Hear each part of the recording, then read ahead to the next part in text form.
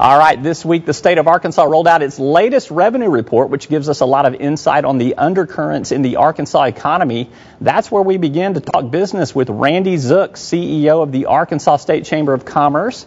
He's a former deputy director of the Arkansas Economic Development Commission. Randy, thank you so much for being here. Sure thing, Mark. All right, we're 11 months into the state's fiscal year, so we've got a pretty solid picture of what's going on with the Arkansas economy in terms of tax collections and what that can tell us. Individual income tax collections are up, corporate income tax collections are up, and gross receipts, sales taxes are up. This is a recovery, isn't it? Well, it has the makings of one. I think we've still got lots of ground to make up, and especially in terms of employment levels.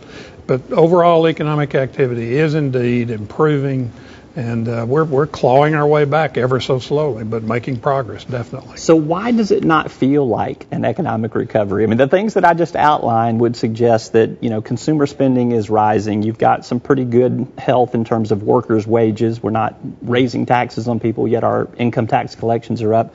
Why does it not feel like we're in a full-blown recovery? I think at the bottom of that, the very good question is still the housing market. The fact is, until the housing market gets back to something close to normal, which would look like something more than 1 million new starts on individual single-family housing units, we're all going to feel sort of under pressure because people's perception of their own net worth is really driven by the value of their home, and people still see, maybe not as bad as it was, but still see conditions around housing sales to be challenging, and they feel a sense of less total economic value as a result of that because their biggest single asset is probably still depressed in terms of price and the ability to sell it and move on. Well, that's pretty reasonable. When you look at the housing report numbers that we get out on a monthly basis, you still see quite a bit of just kind of a mixed bag in terms of those results. It's soft at best. Let's talk about one of the areas that's propped up the Arkansas economy tremendously over the last couple of years throughout this recession is the Fayetteville Shale play, the natural gas play throughout central and north central Arkansas.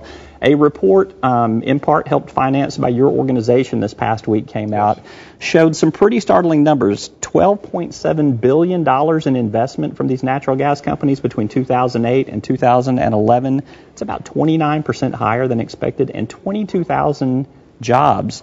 I trust that you are satisfied with that finding. We're thrilled with the finding because it's even stronger than what had been predicted back in 2008 by the same organization, the Center for Business and Economic Research at the University of Arkansas.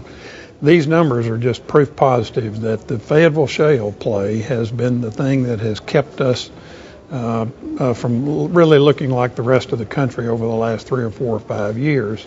And it's just been wonderful in terms of its impact on people in Arkansas. We've got people earning an average of $75,000 a year who are directly employed in the industry, and that's at least twice the state's average wage. So this is good. This has been very positive. It plays out in ways that you can just feel as you drive through that area.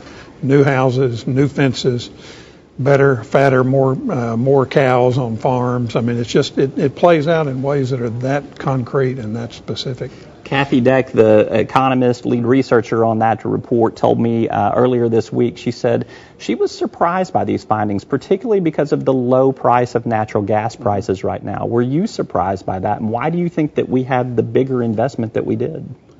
Well, you have to look back at how it's played out over the last 3 or 4 years. At one point, we had as many as nearly 60 active rigs in Arkansas, and I just got a report this morning that we're down to 22 active drilling rigs in the state right now. So there are puts and takes in this as well as in any industry, and the prices have pulled down the activity because the price of natural gas is at historic lows now.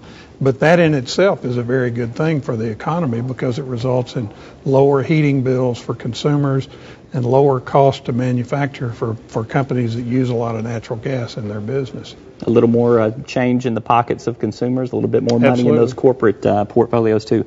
A lot of people ask me this question, how long will the Fayetteville Shale play stay red hot like it has been? Or even still, it's a significant economic engine at this point in time. What do you see happening over the next 3-5 years in the shale play?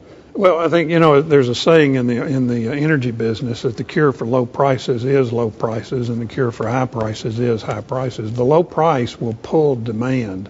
We're already seeing across the country an enormous shift in the way we produce electricity from coal to natural gas.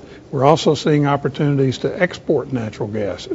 As Japan has shut down their nuclear reactors for the generation of electricity, they're now buying gas all over the world, and we're going to start to see a lot of liquefied natural gas shipping out across the globe because we've got an enormous abundant supply of it. And this is all good for our economy. Let's shift and talk about something that does not seem to be happening in Arkansas. Let's talk about manufacturing. We've been reporting that there have been a lot of statistics that show there is a manufacturing renaissance happening in the southern United States and also in Mexico. A lot of jobs reshoring, resourcing from China to the United States. When you look at the statistics of what's happening in a lot of the other southern states, their manufacturing employment is actually up. We see those gains over the last 1 to 3 years. Not necessarily happening in Arkansas. We've been going in a negative direction on manufacturing. Why is that in your estimation? Well, I think it hasn't happened yet in Arkansas is probably the best way to look at this. I think people will begin to find opportunities and location or site location opportunities in Arkansas as some of these other states get a little bit more filled up with their capacity. There's no question that a few states, Alabama, Mississippi, Louisiana, even post Hurricane Katrina, sort of had a jump on us with their ability to finance some of the location decisions that were made. But we'll get our share, and it will come. But there definitely is a move toward bringing manufacturing back from the Far East because the wages in China have begun to adjust upward.